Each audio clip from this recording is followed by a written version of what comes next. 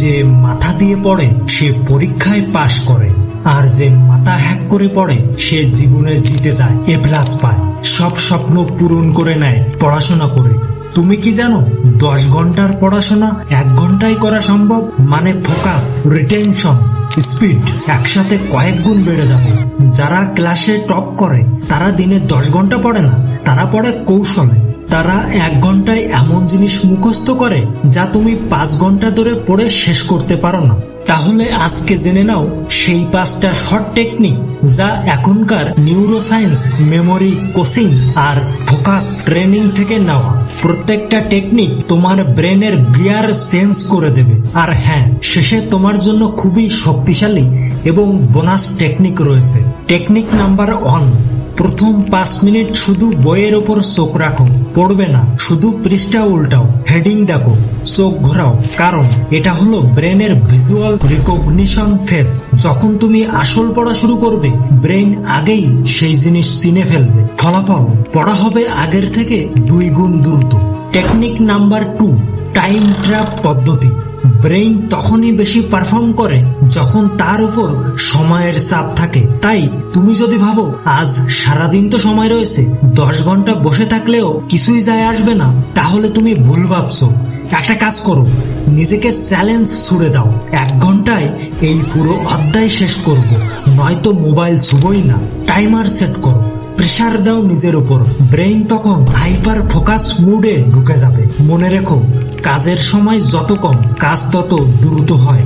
ওহো, এসে গেছো নাম্বার 3।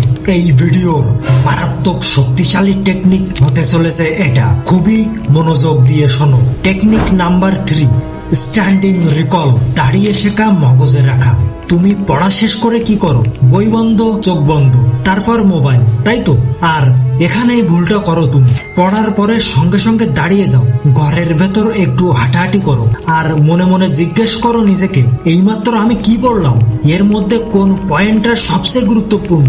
যদি কেউ এখন জিজ্ঞেস করে, আমি কি ব্যাখ্যা করে বলতে পারবো?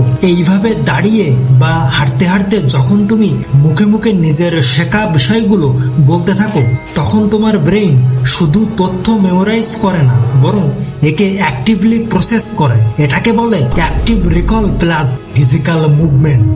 গবেষণায় দেখা গেছে শুধু বই পড়ে মনে রাখার থেকে এই স্ট্যান্ডিং রিকল টেকনিক ব্যবহার করলে রিটেনশন প্রায় 60% পর্যন্ত বেড়ে যায়। এই গুরুত্বপূর্ণ টেকনিকের জন্য একটা লাইক তো দিতে পারো। Technique number 4, emotion anchoring.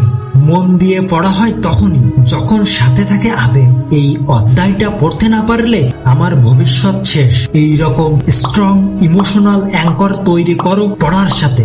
Brain তখন কোনোভাবেই বিষয়টা ভুলতে চায় না। এবার আরো শক্তিশালী একটা টেকনিক নাম্বার 5, উল্টো পড়ে শিখো। প্রথমেই বই খুলে মুখস্থ করো না, বরং গুগল বা ইউটিউবে সার্চ করো এই টপিক দিয়ে কি কি প্রশ্ন আসে বা কি কি সমস্যা থাকে। কারণ আমাদের ব্রেইন সমস্যা সলভ করতে বেশি আগ্রহী হয় যখন প্রশ্ন সামনে আসে। উত্তর খুঁজে বের করতে গিয়ে আমরা শেখার গভীরে ডুবে যাই। এতে একই বিষয় 4-5 গুণ দ্রুত মাথায় ঢুকে যায়। একে বলে প্রবলেম ড্রাইভিং লার্নিং। এটা অলিম্পিয়াডে ব্যবহৃত একটা বিখ্যাত টেকনিক।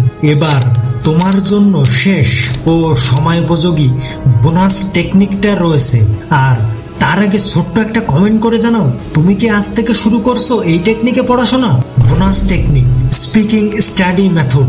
সবকিছু পড়ার দরকার নেই, কেবল 20% টপিকই পরীক্ষায় 80% প্রশ্ন আনে। তুমি যদি আগে সেই 20% টপিক চিনে ফেলো, বাকি পড়া অনেকটাই অপ্রয়োজনীয় হয়ে যায়। স্কুলে যাদের স্মার্ট বলা হয়, ওরা শুধু বেশি না, সঠিক জায়গায় পড়েছে। আর তাই এই ভিডিওটা সঠিক জায়গায় পাঠানোর দায়িত্বটাও তোমার। শেয়ার করো তাদের কাছে যারা শর্ট টেকনিকে পড়তে চায়।